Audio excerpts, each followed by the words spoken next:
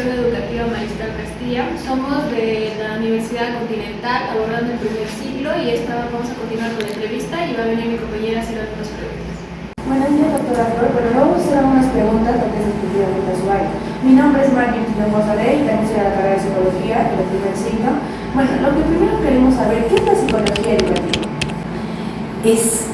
Para mí, es el contacto, es trabajar a través de la educación que presta nuestro país, la parte también tan esencial, no solamente lo cognitivo, también poner en práctica, ayudando a nuestros estudiantes la parte de la inteligencia emocional, que hoy en día, si la entendemos bien lo que es inteligencia emocional, vamos a poder hablar de habilidades, capacidades, talentos, valores y una serie de aspectos tan importante en las instituciones educativas, porque desde años, muchísimos años, se ha enfatizado solamente a la inteligencia cognitiva, que es importante que tenga capacidades desarrolladas en su área. Pero ¿qué pasa cuando el profesional como ser humano ingresa? ¿Cómo ingresamos a su mundo interno? ¿Cómo el profesional se da cuenta que no es un robot, que es un ser humano y que también va a trabajar con seres humanos? Y aún más cuando se trata de instituciones educativas del nivel secundario. Tomemos en cuenta que el cerebro del adolescente es un cerebro también en conflicto, tanto con él mismo y con el personal, tanto en las instituciones educativas como también con sus padres. Y de algún modo el adolescente hace oposición. Bueno, entonces podríamos decir cuáles son los principales objetivos de la psicología educativa? O sea, ¿qué queremos lograr con los jóvenes? Muy bien. El Ministerio de Educación enfatiza algo. Necesitamos en el Perú, desde no solamente en la adolescencia, también atender a la edad, en el nivel primario, a los niños, y luego pasar a los adolescentes, en el tema de que hoy está priorizando una educación integral. En la educación integral es donde a nosotros nos necesitan como columnas vertebrales en cada institución educativa. Niños que vienen enfocados, adolescentes lastimados, con muchas heridas emocionales. Vamos a tener, por ejemplo, cuando tú vas observando, vamos evaluando, haciendo las entrevistas y empezamos a ver el lugar de procedencia de nuestros estudiantes. No todos son de la zona de Huancayo, vienen de otros lugares, con otros sistemas de aprendizaje, con otras creencias también. Entonces, el Ministerio de Educación ahora enfatiza de que el buen trato se inicia simplemente con el enfatizar en cada aula las normas de convivencia, sin tener que ponerles, yo debo llegar temprano, sino me comprometo cada día a ser puntual. Maestra, yo te quiero hacer una pregunta. ¿Cuál es el principal problema que se encuentra en el Colegio Mariscal Castilla? Gracias por la pregunta. Fíjense, con nosotros el año 2000, cuando yo ingreso a trabajar, el gran problema que teníamos era el pandillaje juvenil y el consumo de alcohol y drogas. Ahí nos enfocábamos, trabajábamos. Hoy en día, el pandillaje ya ha sido de alguna forma sustituido, porque el pandillaje era en menor escala. Ahora es el bullying, el problema del bullying. Y el bullying, pues, tiene diversas formas de expresarse. Ahora los padres inclusive te dicen, mi colega me ha hecho bullying. No, en los adultos no hay bullying, solamente es entre estudiantes. En los adultos ya se ve la tipología de acoso laboral. Solo en los estudiantes hay bullying. ¿Y cómo es el bullying? Si un estudiante, que es la víctima, reiteradas veces recibe violencia física o psicológica de parte de un grupo de estudiantes, no es un solo estudiante, es un grupo de estudiantes que constantemente está atacando a un solo estudiante. Entonces, ahí este bullying ya tiene ahora otra expresión, que es el ciberbullying, a través de las redes sociales. Entonces, donde se ve el maltrato, la violencia que se da a través de las redes sociales, sobre todo la violencia psicológica. Sí, yo quiero saber por qué las personas acosan a otras personas, por qué hacen bullying a otras personas. Muy buena la pregunta. Siempre los jóvenes me decían eso. ¿Por qué nos golpean las personas? ¿Por qué nos insultan? En muchas investigaciones que he ido realizando y con toda la experiencia que tengo laboral, les voy a decir, el modelo de ejemplo que trae de casa se repite en el colegio. Papás que golpean, hijo que se queda reprimido y viene al colegio. Papás autoritarios, cuando el hijo habla, cállate, yo soy tu padre, tú te callas, viene este chico que ha recibido en su casa violencia física, psicológica, viene y violenta a sus compañeros. ¿Se dan cuenta cuánto influyen los padres, su estilo de crianza, para que cada día se siga fortaleciendo la presencia del bullying? ¿Y por qué son atacados estudiantes que definitivamente tienen otro sistema? No podemos decir que los que bulean son los estudiantes los peores. Bulean también los alumnos con alto rendimiento técnico. Entonces, a mis jóvenes estudiantes, que hablen más con sus papás y recuerden qué jugaban cuando eran niños, qué les agradaba más. Necesitamos que los papás vuelvan a tener contacto con sus hijos. Los papás ya no los abrazan, ya no tienen tiempo para contarles esos cuentos que a veces te llenaban de mucha imaginación. Hoy solamente hablan a través de las redes sociales. Así que aquí me quedo. Muchas gracias. Gracias. Y bueno, acá ya nos encontramos afuera para ingresar a hacer la entrevista a la psicóloga forense. Buenas tardes, profesor. Hoy día nos encontramos con psicóloga forense Ingrid Alejos. Bueno, somos estudiantes de la Facultad de Psicología del primer siglo y vamos a hacer unas pequeñas preguntas y entrevistas con mis compañeras. Mi nombre es Margit Hinojosa Ore y mi compañera es Andrea y con mi compañera Ariel Girón. Muy buenas tardes, psicóloga forense. Mi nombre es Ariel Gabriela Girón Paucar y le tengo una pregunta dedicada sobre su carrera. Para usted, ¿cómo ha ido con la trayectoria de la psicología forense o cómo es su carrera? Bien, bueno, yo soy Ingrid Alejos, un gusto y bienvenidas a este espacio. Bueno, yo estoy laborando ahorita en el módulo penal para la sanción de delitos asociados a la violencia contra la mujer integrantes del grupo familiar. El módulo penal es NEJA, ¿sí? Bueno, yo laboro aquí ya aproximadamente 5 años, un poquito más, y mis labores en esta institución únicamente son lo que es la entrevista única en cámara GESE mediante una prueba anticipada a niños, niñas, adolescentes y personas con alguna condición que amerite el uso del ambiente cámara GESE. También hago lo que es la evaluación psicológica forense y ratificaciones en juicio oral de los informes elaborados. En este módulo, nuestra función es atender casos de violencia sexual, de violencia tipificado como agresiones contra la mujer integrante del grupo familiar en su modalidad de lesiones físicas y lesiones psicológicas. Ya, en estos aspectos, pues como ya dije, solo atendemos niños, niñas y adolescentes y personas con discapacidad. Eso es lo que les puedo comentar sobre lo que hago en este ambiente del módulo penal. Ok, doctora, ¿y me puede comentar qué tipos de casos atiende con mayor frecuencia en su trabajo diario?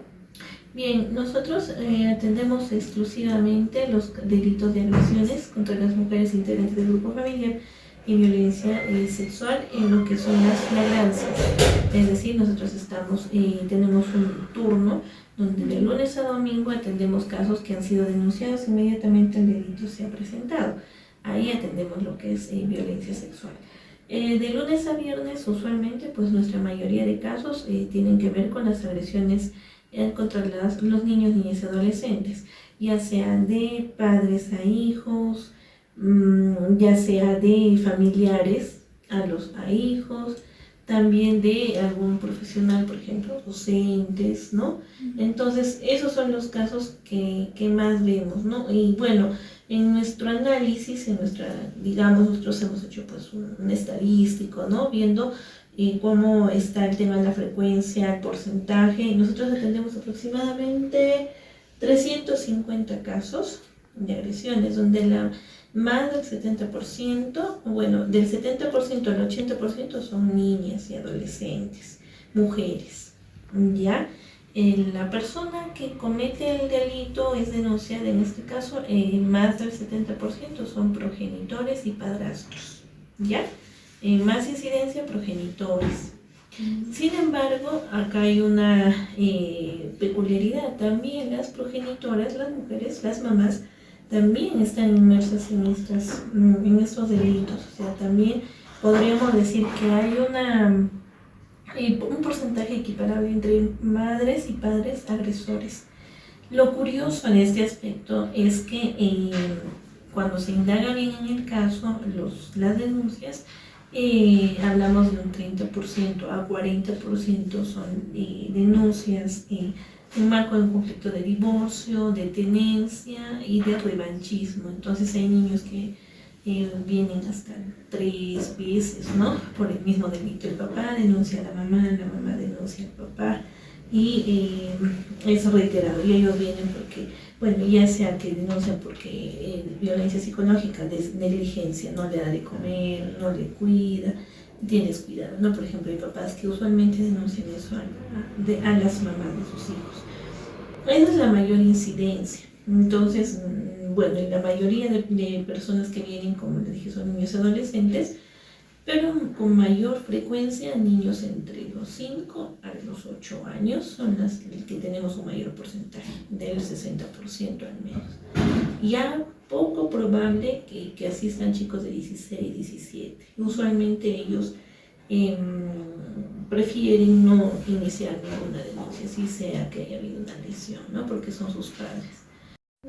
Bueno, psicóloga, ahora, ¿cómo se realiza una evaluación psicológica hacia una persona que ha sido víctima? Bien, en los casos de agresiones psicológicas y sexuales, nosotros manejamos un protocolo y una guía de evaluación psicológica. La más vigente es la del Ministerio Público. La guía de evaluación psicológica del Ministerio Público del 2025 es la actual que usamos. Esta guía nos da una estructura en el informe. Por ejemplo, acá les voy a mostrar cómo es la estructura. Vamos a usar un ejemplo. Para que vean. La estructura, pues, primero parte de que se puede ver que hay un número de protocolo, la dependencia, el juzgado, el delito, el investigado y la víctima, ¿no? Y el representante de la víctima, porque sabemos que acá vienen menores de edad. Datos de filiación, el motivo. El motivo es lo que rige, ¿no? El objetivo de esta evaluación. En base a ello, lo que se pide para una evaluación psicológica forense es obtención del relato. En la obtención del relato, como son menores de edad, utilizamos la herramienta de cámara GESEL para obtener ese relato en presencia de un juez, fiscales y abogados interesados, ¿ya? En este caso, el relato se basa en la guía de entrevista única en cámara GESEL del Ministerio Público y el protocolo de entrevista única en cámara GESEL del Poder Judicial. En este relato se nos pide que agreguemos en qué, quién, cómo, dónde, cuándo ha sucedido, así como algunos hechos anteriores o algún tipo de evento concausal que estuviera generando una posible afectación. El objetivo de la evaluación psicológica forense en principio es determinar la afectación psicológica en las dimensiones emocional, cognitiva y conductual. Asimismo, queda implícito en la guía que evaluemos lo que es detectar factores o condiciones de riesgo y vulnerabilidad, condiciones protectoras. Nos piden también evaluar dinámica familiar o características familiares. Nos piden evaluar estilo de personalidad o, como es menor, estructuración de personalidad o desarrollo socioemocional. También el estado mental de la persona, porque todo ello es lo que vamos a explicar cuando ratifiquemos, ¿no?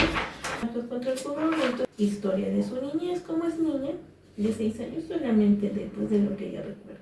También hacemos la entrevista colateral a la mamá o al papá, quien acude a la entrevista para que nos hable del desenvolvimiento de su niño. Averiguamos niñez, luego averiguamos educación, dónde estudia, cómo llegan sus estudios, luego vemos trabajo, si es que lleva una vida laboral en general, hábitos e intereses, vida psicosexual, antecedentes, antecedentes patológicos, enfermedades, operaciones o accidentes, antecedentes judiciales, si conoce si hay una denuncia anterior, historia familiar, relación con padre, madre, hermanos, otros familiares interesados, dinámica familiar, actitud hacia el denunciado, actitud hacia la denuncia y actitud de la familia.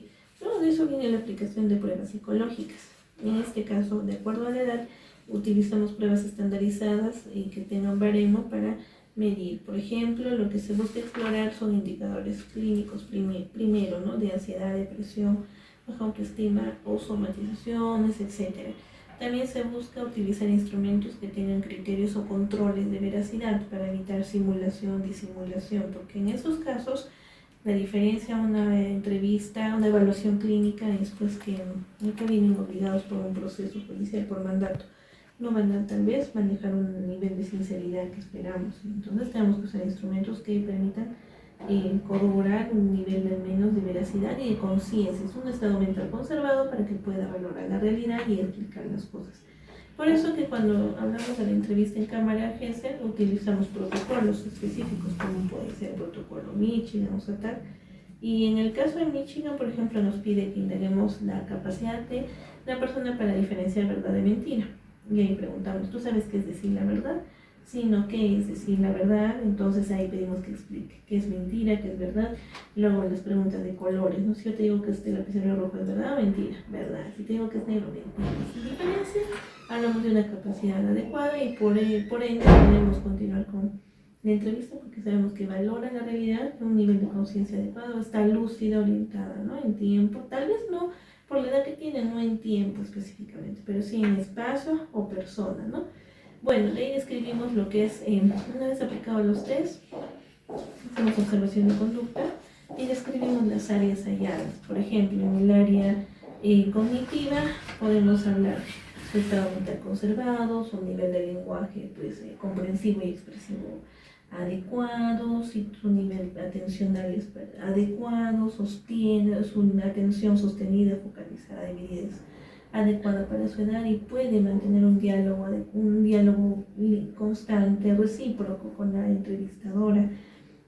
También describimos ahí capacidad intelectual, a veces también podemos usar instrumentos para medir el tema del cociente intelectual como un referente de que tiene una capacidad normal, ¿no? También lo hacemos sino con valoraciones clínicas o observacionales y con antecedentes de su historia académica, también con lo que refieren los padres, ¿no? Si hay antecedentes de retraso escolar, por ahí nos da indicios, ¿no? De que algo más está pasando.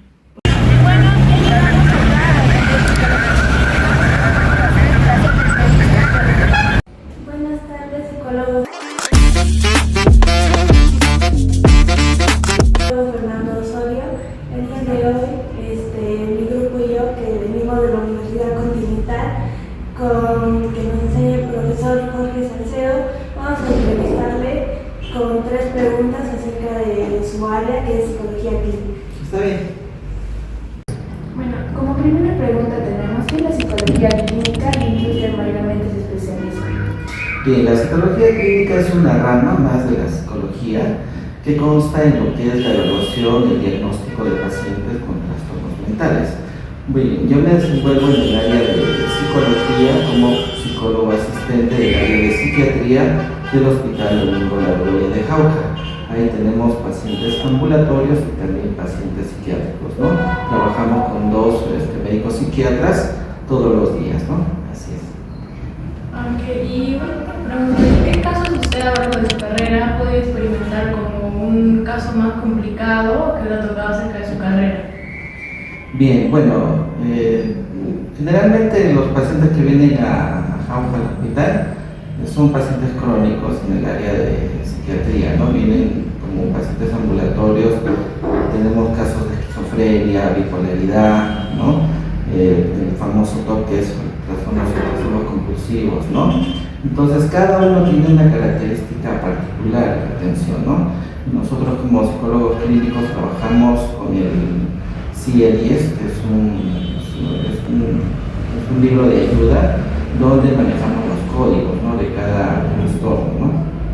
Y como les repito, cada uno es diferente, el trato y la terapia que se hace para cada uno, ¿no? Me falta esta pregunta también, ¿qué pacientes usted aborda con mayor frecuencia y cómo maneja usted este problema? Bueno, nosotros estamos atendiendo, muy aparte de los pacientes ambulatorios, también tenemos casos legales, ¿no? Hay pacientes que tienen diferentes denuncias por un tema de violencia familiar, ¿no?, violencia de género, y tenemos pacientes también con adicciones que también estamos tratando, ¿no? Hay pacientes que son alcohólicos, tienen etapas de abstinencia ahí, de lo cual nosotros estamos más abordando esos temas y también los temas judiciales, ¿no? Una pregunta, ¿usted qué nos diría a nosotros los jóvenes de ahora, ya que miramos tantos problemas como mayormente los adolescentes que somos nosotros, que somos más vulnerables a estos problemas? ¿Usted qué recomendaciones nos daría para nosotros poder cuidarnos al menos emocionalmente? Bueno, la etapa de la adolescencia es una etapa donde todas las emociones, pues es una montaña rusa, ¿no? Los adolescentes siempre, por las características que ellos tienen, sufren bastantes cambios de ánimo, ¿no?, de humor, y entonces es un trato muy especial, ¿no? No solamente con darle ciertas limitaciones, no vamos a controlar las conductas de ellos, ¿no? Se trabaja bastante con adolescentes de acuerdo al referente que se puede hacer una anamnesis, ¿no?, del estilo de vida, cómo viven con sus familiares, el entorno familiar, porque tiene que ver bastante que si ellos estén dentro de una familia formada, ¿no? Que no sea disfuncional, ¿no? Entonces hay muchas carencias donde los adolescentes también sufren varias necesidades y cambian estas conductas de repente para aspectos negativos, ¿no? Entonces, bueno, la recomendación también es, hay que tener un trato muy especial y entenderlos bastante los adolescentes, ¿no? Y cada adolescente es muy distinto a la realidad que tiene, ¿no? ¿Así? Muchas gracias por su oportunidad. Esperamos que en algún momento nos podamos ver. Con mucho gusto.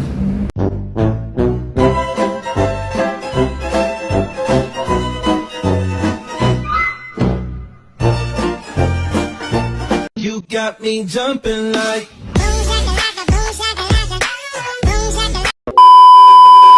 Buenos días, profesor. Me encuentro con la doctora de psicología, Flor Carmen.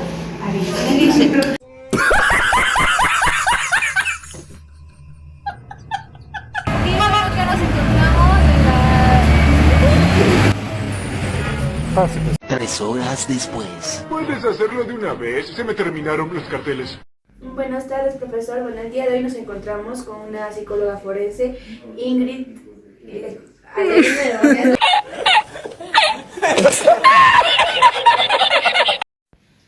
Bueno, muchas gracias por su tiempo y por compartirnos un poco de cómo es su carrera y cómo...